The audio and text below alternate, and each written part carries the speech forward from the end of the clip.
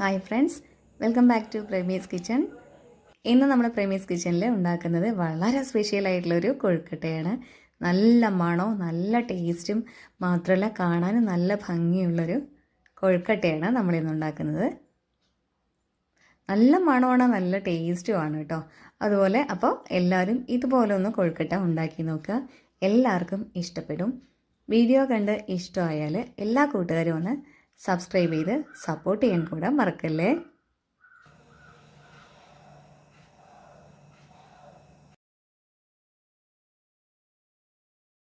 അപ്പോൾ നമുക്കാദ്യം ഫില്ലിംഗ് ഒന്ന് തയ്യാറാക്കാം. അതിന് വേണ്ടി ഇത് 2 സ്പൂൺ നെയ്യ് ഒഴിച്ചു കൊടുത്തിട്ടുണ്ട്. നെയ്യ് നല്ലപോലെ ഒന്ന് ചൂടായി വന്നിട്ടുണ്ട്. ഇനി അതിലേക്ക് നമുക്ക് 1 കപ്പ് തേങ്ങ ചേർത്ത് കൊടുക്കാം. 1 മുറി തേങ്ങ ചിരകിയിട്ടുള്ളതാണ്. അത് ആ 1 കപ്പ് കൊണ്ട് 1 കപ്പ് തേങ്ങ അതിന് നല്ലപോലെ ഒന്ന് ഇളക്കി കൊടുക്കാം. ഒരുപാട് അങ്ങോട്ട് ഡാർക്ക് ബ്രൗൺ കളർ ആവുന്നവരെയൊന്നും തേങ്ങ നമുക്ക് മൂപ്പിച്ചെടുക്കേണ്ട. ആ നെയ്യിലിട്ട് ആ തേങ്ങയുടെ പച്ചമണം ഒന്ന് മാറുന്നവരെ നല്ലപോലെ ഒന്ന് ഇളക്കി കൊടുക്കാം. ഇനി നമ്മൾ തേങ്ങ എടുത്തുള്ള അതേ കപ്പ് കൊണ്ട് തന്നെ 1/4 കപ്പ് അവൽ കൂടെ ചേർത്ത് നല്ലപോലെ ഒന്ന് ഇളക്കി കൊടുക്കാം കേട്ടോ. അവൽ നല്ലതുപോലെ ഒന്ന് ചൂടായി വരണം, അത്രയേ വേണ്ടൂ.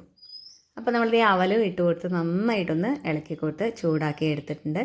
ഇനി അതിലേക്ക് നമുക്ക് 1/4 കപ്പ് ശർക്കര, ഞാൻ ചീകി വെച്ചിട്ടുള്ള ശർക്കരയാണ് കേട്ടോ, കല്ലൊന്നും ഇല്ലാത്ത ശർക്കര ആയതുകൊണ്ട് ആണ് ഞാനത് ഡയറക്റ്റായിട്ട് ചേർത്തിട്ടുള്ളത്.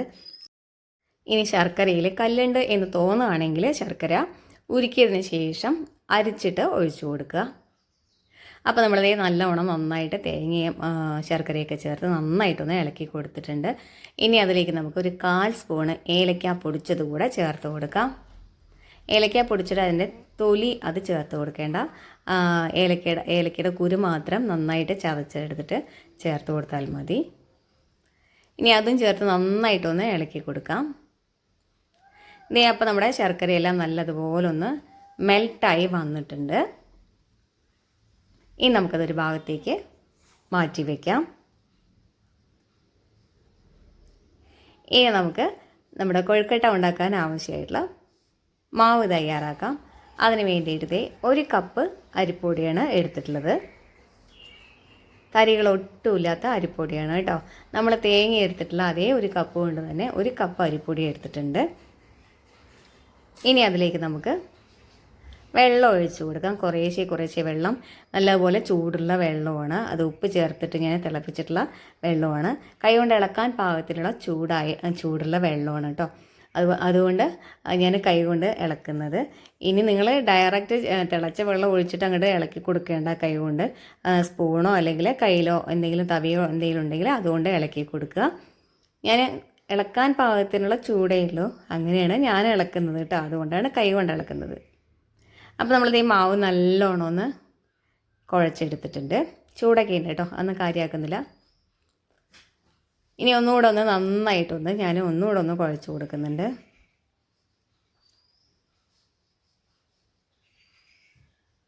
ഇതേ നമ്മുടെ മാവ് തയ്യാറായിട്ടുണ്ട്. ഇനി അതൊന്ന് നമുക്ക് കുറച്ച് മാവ് എടുത്തിട്ട് കൈവെള്ളയിൽ വെച്ച് ദേ ഇതുപോലെ ഒന്ന് ഷേപ്പാക്കി കൊടുത്ത് അതിലേക്ക് നമ്മൾ തയ്യാറാക്കി വെച്ചിട്ടുള്ള ഫില്ലിങ് ഇട്ട് കൊടുക്കാം.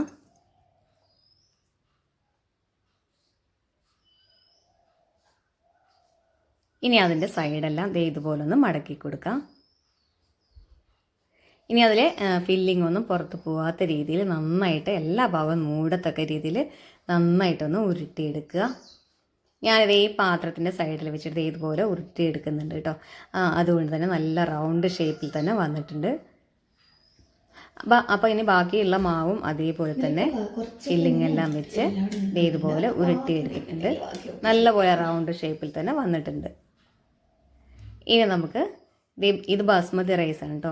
ഞാൻ കുതിർത്തതിന് ശേഷം വെള്ളമെല്ലാം ഊറ്റിക്കളഞ്ഞിട്ട് വെച്ചിട്ടുള്ളതാണ്.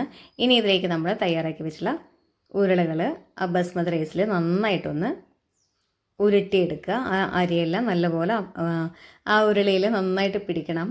ആ കൊഴുക്കട്ടയിൽ നന്നായിട്ട് പിടിക്കത്തക്ക രീതിയിൽ നന്നായിട്ട് ഉരുട്ടിയെടുക്കുക.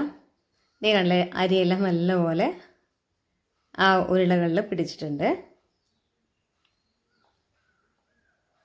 ഇനി നമുക്കതെല്ലാം ഇഡ്ഡലി പാത്രത്തിൽ ഞാൻ വെള്ളം ചൂടാവാനായിട്ട് വെച്ചിട്ടുണ്ടായിരുന്നു. വെള്ളം നന്നായി ചൂടായി വന്നിട്ടുണ്ട്.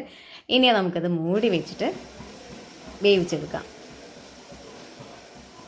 അപ്പോൾ നമ്മുടെ കൊഴുക്കട്ട വെന്ത് വന്നിട്ടുണ്ട്. ഇനി നമുക്കത് തുറന്ന് നോക്കാം.